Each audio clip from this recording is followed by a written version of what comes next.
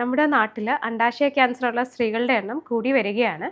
പ്രതിവർഷം ലോകത്താകമാനം 3 ലക്ഷത്തിലധികം അണ്ഡാശയ ക്യാൻസർ കേസുകൾ റിപ്പോർട്ട് ചെയ്യപ്പെടുന്നുണ്ട്. അതിൽ കൂടുതലും അമേരിക്കയിൽ നിന്നും ചൈനയിൽ നിന്നും ഇന്ത്യയിൽ നിന്നുമാണ് റിപ്പോർട്ട് ചെയ്യപ്പെടുന്നത്. അണ്ഡാശയ ക്യാൻസർ സാധാരണയായി 60 വയസ്സിന് ശേഷമുള്ള സ്ത്രീകളിലാണ് കാണപ്പെടാറ്. എന്നാൽ 20 വയസ്സിന് താഴെയുള്ള ചെറിയ കുട്ടികളിലും അണ്ഡാശയ ക്യാൻസർ കാണാറുണ്ട്. അണ്ഡാശയ ക്യാൻസറിൻ്റെ ലക്ഷണങ്ങൾ എന്തൊക്കെയാണെന്ന് വിചാരിച്ചാൽ, അണ്ഡാശയ ക്യാൻസറിനെ നമ്മൾ സൈലൻറ്റ് കില്ലർ എന്നാണ് പറയുന്നത്. അതിൻ്റെ കാരണം അതിൻ്റെ പ്രാരംഭ അവസ്ഥയിൽ അതിന് വ്യക്തമായ ലക്ഷണങ്ങളൊന്നും തന്നെ ഉണ്ടാകാറില്ല. പേഷ്യൻസ് സാധാരണഗതിയിൽ ഗ്യാസ് പോലെ തോന്നി എന്നാണ് പറയാറുള്ളത്. വയറിന് ചെറിയ ചെറിയ അസ്വസ്ഥതകളൊക്കെ ഉണ്ടാകാറുള്ളൂ. പീരിയഡ്സ് നിൽക്കാത്ത സ്ത്രീകളിൽ ആർത്തവം ചിലപ്പോൾ ക്രമം തെറ്റി വരാം. ചിലപ്പോൾ പീരിയഡ്സ് അല്ലാതെയുള്ള സമയത്ത് രക്തസ്രാവം വരാം. അത് രോഗം വലുതാവുന്ന അനുസരിച്ച് വയറ് വീർത്ത് വരാം. കുറച്ച് ആഹാരം കഴിക്കുമ്പോഴേ വയറ് വീർത്ത് വരുന്ന പോലെ തോന്നാം. വിശപ്പില്ലായ്മ വരാം. വെയിറ്റ് കുറയാം.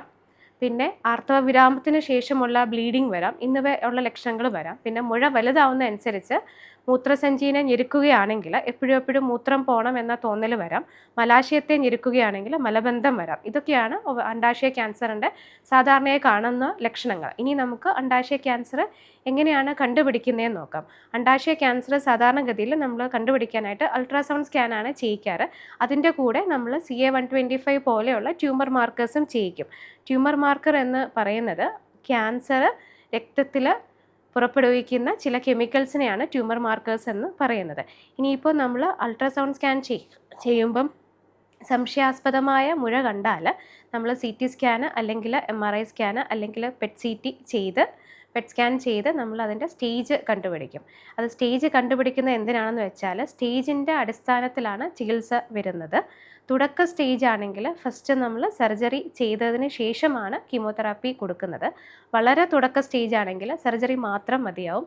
എന്നാൽ ലേറ്റ് സ്റ്റേജ് ആണെങ്കിൽ നമ്മൾ ആദ്യം കീമോതെറാപ്പി കൊടുത്ത് രോഗം ചെറുതാക്കിയതിന് ശേഷമാണ് സർജറി ചെയ്യാറുള്ളത്. വളരെ അഡ്വാൻസ് സ്റ്റേജ് ആണെങ്കിൽ ചിലപ്പോൾ സർജറി ചെയ്യാൻ പറ്റിയെന്നും വരില്ല.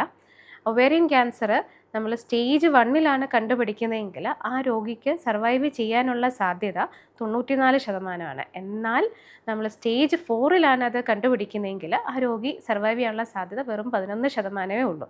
അതിനാൽ എല്ലാ സ്ത്രീകളും വയറിന് ചെറിയ അസ്വസ്ഥതകളൊക്കെ ഉള്ളെങ്കിൽ പോലും അത് 3 ആഴ്ചയിൽ കൂടുതൽ നീണ്ടു നിൽക്കുന്നുണ്ടെങ്കിൽ ഉറപ്പായിട്ടും വൈദ്യസഹായം തേടി കുഴപ്പമൊന്നുമില്ല എന്ന് ഉറപ്പുവരുത്തി വെക്കേണ്ടതാണ്. Thank U.